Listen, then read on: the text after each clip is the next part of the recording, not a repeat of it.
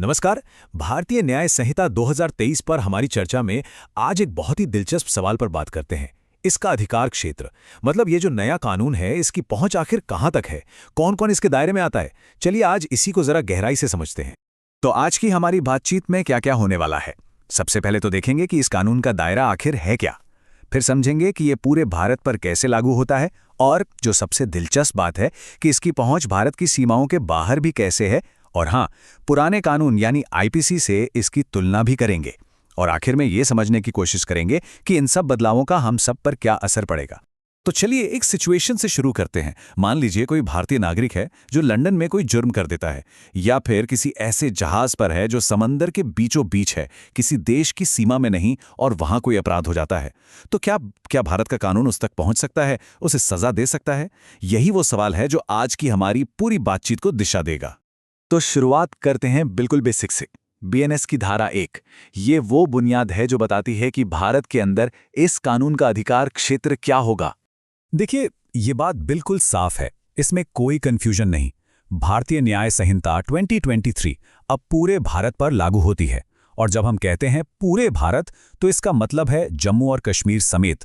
मतलब भारत की सरजमी पर अगर कोई भी अपराध होता है तो अब फैसला इसी कानून के तहत होगा, बिल्कुल सीधा। अच्छा, आगे बढ़ने से पहले एक शब्द को जरा समझ लेते हैं। ज्यूरिसडिक्शन यानी अधिकार क्षेत्र। सुनने में भारी लगता है पर मतलब बड़ा सीधा है। इसका मतलब है वो कानूनी ताकत या शक्ति जिसके दम पर अदालतें या सरकार किसी इंसान या किसी इलाके पर अपना फैसला सुना सकती हैं। बस इतनी सी बात है। चलिए अब आते हैं सबसे मजेदार हिस्से पर, वो हिस्सा जहां कानून हमारी सरहदों को लांघ जाता है। बीएनएस कैसे ये पक्का करता है कि न्याय सिर्फ भारत की जमीन तक ही सीमित ना रहे। जी हाँ, ये कानून इस बात का सबूत है कि न्याय की पहुंच वो सिर्फ नक्शों और बॉर्डर्स तक ही नहीं बंधी है, इसकी पकड़ बहुत लंबी है। तो सवाल उठता है कि ये होता कैसे है।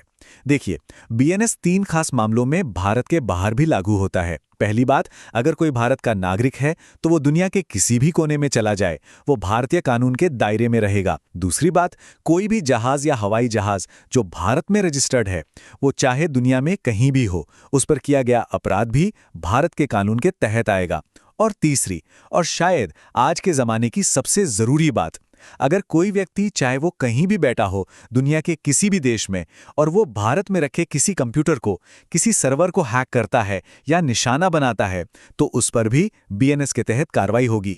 इसे और अच्छे से समझने के लिए बीएनएस में ही एक उदाहरण दिया गया है। सोचिए, एक शख्स है ए जो भारत का नागरिक है। वो भारत से बाहर, मान लीजिए किसी दूसरे देश में, किसी की हत्या कर देता है। अब कानून कहता है कि जब भी वो शख्स भारत लौटेगा या भारत में कहीं भी मिलेगा तो उस पर यहीं की अदालतों में मुकदमा चलेगा और उसे सजा भी दी जा सकती है। देश के बाहर किया गया जुर्म, लेकिन सजा अपने देश में। तो अब ये सवाल मन में आना लाजमी है कि भाई, पुराने कानून में क्या था, आईपीसी, और इस नए बीएनएस में आखिर बदला क्या है। चलिए अब जरा इस पर नजर डालते हैं। देखिए, ऐसा नहीं है कि बीएनएस ने सब कुछ बिल्कुल नया बना दिया है। नहीं, असल में जो नियम पहले आईपीसी में अलग अलग जगहों पर थे, बीएनएस ने उन्हें एक जगह लाकर उन्हें आज के समय के हिसाब से, मतलब मॉडर्न जमाने के हिसाब से अपडेट कर दिया है। तो ये एक तरह का इवोल्यूशन है, रेवोल्यूशन नहीं। ये जो टेबल है, ये कहानी को और भी साफ कर देती है। पहले क्या था, आईपीसी में भारत के अंदर हुए अपराधों के लिए धारा 2 थी और भारत के बाहर के लिए धारा 4। अब बीएनएस ने क्या किया, उसने इन सब को एक ही जगह धारा 1 के अंदर ही डाल दिया है। लेकिन सबसे बड़ा गेम चेंजर क्या है, वो है भारतीय कंप्यूटर संसाधनों को निशाना बनाने वाले अपराधों को जोड़ना। ये पहले के कानून में था ही नहीं। ठीक है, हमने कानून की बातें समझ ली, पर असली सवाल तो ये है कि इन सब बदलावों का मतलब क्या है, ये हम सबके लिए क्यों जरूरी हैं। इसका सीधा सा जवाब ये है कि बीएनएस भारत के कानून को आज की दुनिया के लिए तैयार कर रहा है। एक ऐसी दुनिया जो ग्लोबल है, जो डिजिटल है। ये एक फ्यूचर रेडी कानून है जो वक्त के साथ कदम मिलाने की कोशिश कर रहा है। खास तौर पर ये जो कंप्यूटर संसाधन वाली बात जोड़ी गई है ना, ये 21वीं सदी की सच्चाई को स्वीकार करने जैसा है। ये बहुत बहुत जरूरी था।